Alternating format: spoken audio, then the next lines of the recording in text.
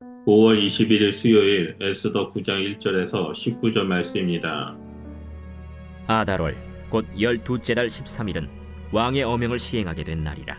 유다인의 대적들이 그들을 제거하기를 바랐더니 유다인이 도리어 자기들을 미워하는 자들을 제거하게 된 그날에 유다인들이 아하수에로 왕의 각 지방 각 읍에 모여 자기들을 해하고자 한 자를 죽이려 하니 모든 민족이 그들을 두려워하여 능히 막을 자가 없고 각 지방 모든 지방관과 대신들과 총독들과 왕의 사물을 보는 자들이 모르드게를 두려워하므로 다 유다인을 도우니 모르드게가 왕궁에서 존귀하여 점점 창대하매 이 사람 모르드게의 명성이 각 지방에 퍼지더라.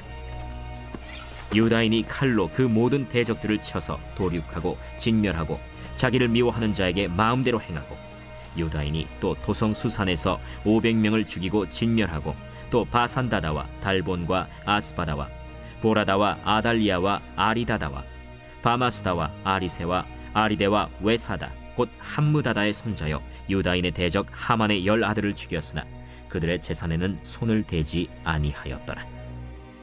그날에 도성 수산에서 도륙한 자의 수요를 왕께 아뢰니 왕이 왕후 에스더에게 이르되 유다인이 도성수산에서 이미 500명을 죽이고 멸하고 또 하만의 10아들을 죽였으니 왕의 다른 지방에서는 어떠하였겠느냐? 이제 그대의 소청이 무엇이냐?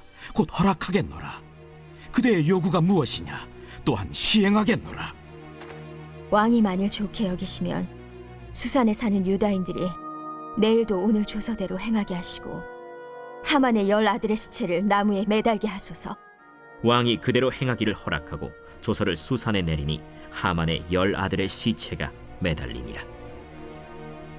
아달월 14일에도 수산에 있는 유다인이 모여 또 300명을 수산에서 도륙하되 그들의 재산에는 손을 대지 아니하였고 왕의 각 지방에 있는 다른 유다인들이 모여 스스로 생명을 보호하여 대적들에게서 벗어나며 자기들을 미워하는 자 7만 5천 명을 도륙하되 그들의 재산에는 손을 대지 아니하였더라. 아달월 13일에 그 일을 행하였고 14일에 쉬며 그날에 잔치를 베풀어 즐겼고 수산에 사는 유다인들은 13일과 14일에 모였고 15일에 쉬며 이날에 잔치를 베풀어 즐긴지라. 그러므로 시골의 유다인 곧 성이 없는 고을고을에 사는 자들이 아달월 14일을 명절로 삼아 잔치를 베풀고 즐기며 서로 예물을 주더라. 우리의 삶은 때로 예기치 못한 위기와 두려움 앞에 놓일 때가 있습니다. 하나님을 믿는 신앙 안에서도 고통과 절망은 찾아오며 때로는 하나님의 침묵이 느껴지는 긴 기다림의 시간을 지나야 할 때도 있습니다. 에스더서의 유다 백성들은 그러한 상황 속에 있었습니다. 하만의 음모로 인해 민족 전체가 멸망의 위기에 처했고 모든 날이 끝난 것만 같은 절망 가운데 있었습니다. 하지만 그 절망은 끝이 아니었습니다. 하나님은 이미 그들의 눈에 보이지 않는 곳에서 일하고 계셨고 드러나지 않았던 섭리는 드디어 9장에서 극적인 전환점을 맞이합니다. 죽음의 날이 생명의 날로 심판의 날이 구원의 날로 바뀌는 이 역전의 사건은 단지 과거의 역사일 뿐 아니라 오늘을 사는 우리에게도 깊은 메시지를 줍니다. 이 말씀은 단지 과거에 있었던 사건을 전하는 것이 아니라 오늘 우리 삶 속에서도 우리의 섭리를 어떻게 신뢰하고 따라야 하는지를 보여줍니다. 오늘 본문 말씀은 구체적으로 우리에게 세 가지 장면을 통해 알려주고 있습니다. 먼저 첫 번째로 1절에서 4절에 믿음으로 준비하며 기도하라입니다. 에스더 9장 1절은 절망을 희망으로 바꾸는 전환점입니다. 원래 유대인들을 진멸하기로 정했던 날이 도리어 유대인의 원수들을 제압하는 날로 바뀌었습니다. 이는 단순한 상황 반전이 아닌 하나님의 섭리가 역사 가운데 드러난 사건입니다. 에스더와 모르드게는 그 위기 순간에 담대하게 나아갔고 유다 백성들은 기도로 준비하며 하나님의 도우심을 구했습니다. 그 결과 그들이 원수 앞에 위축되지 않고 공동체로 함께 모여 대응할 수 있었습니다. 그들의 믿음은 개인적인 것이 아닌 공동체적 순종으로 이어졌고 하나님의 역사심이 그들 가운데 임했습니다. 오늘 우리도 삶 속에서 두려운 순간을 만날 때 무엇보다도 기도의 자리에 머물러야 합니다. 기도는 하나님의 뜻을 여는 열쇠이며 위기를 믿음의 기회로 바꾸는 통로입니다. 또한 우리는 기도만 하고 기다리는 것이 아니라 우리가 할 수 있는 최선의 준비와 대응을 하면서 하나님의 주권을 신뢰해야 합니다.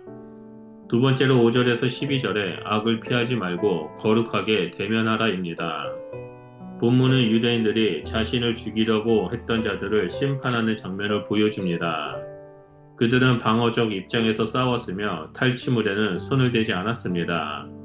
이는 단순한 폭수나 탐욕이 아닌 거룩한 분별과 하나님의 공의에 대한 순종이었습니다. 하만의 10 아들이 죽임을 당하고 유대인들의 적들이 무너졌다라는 사실은 하나님의 정의가 이 땅에서도 실현됨을 보여줍니다. 우리는 종종 악을 보고도 외면하거나 그것을 타협하려는 유혹을 받습니다. 그러나 하나님의 백성은 악을 명확히 인식하고 그것을 믿음으로 대면해야 합니다. 물론 그 방식은 칼이나 힘이 아닌 진리와 사랑 그리고 거룩한 삶을 통해서입니다. 오늘날 우리에게 주어지는 싸움은 눈에 보이는 적이 아니라 거짓과 불의 그리고 하나님을 거스리는 가치들과 싸움입니다. 이러한 시대 속에서 우리는 침묵이 아닌 거룩한 목소리와 행동으로 하나님의 뜻을 드러내야 합니다. 마지막 세 번째로 13절에서 19절에 하나님의 은혜를 기억하고 나누는 것입니다. 에스더는 하루 더 대적을 무찌를 수 있도록 왕에게 요청하였고 하만의 10 아들의 시신을 나무에 매달아 하나님의 정의가 땅에 실현되었음을 상징합니다. 그날 이후 유대인들은 이날을 잊지 않기 위해 잔치를 베풀고 서로 음식과 선물을 나누며 기쁨을 공유합니다. 이날은 훗날 불임절로 정해져 오늘날까지도 유대인들이 지키는 절기가 되었습니다.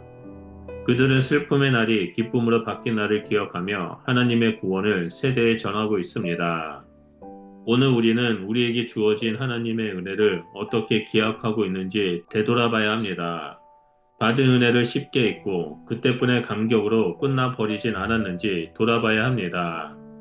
하나님께서 베푸신 구원의 역사와 삶의 작은 기적들을 마음에 새기고 그것을 가족과 공동체, 다음 세대에 이야기해야 합니다. 그리고 그 은혜를 현재의 삶으로 살아내야 합니다. 감사는 입술의 고백을 넘어 행동으로, 삶의 태도로 드러날 때 진정한 기념이 됩니다. 에스더 9장은 하나님께서 그의 백성을 어떻게 보호하시고 악을 심판하시며 은혜를 기념케 하시는지를 강력하게 보여주는 장면입니다. 절망 속에서도 믿음으로 준비하며 악을 두려워하지 않고 거룩하게 맞서며 하나님의 은혜를 기억하고 전하는 삶이 바로 오늘을 사는 그리스도인의 자세입니다.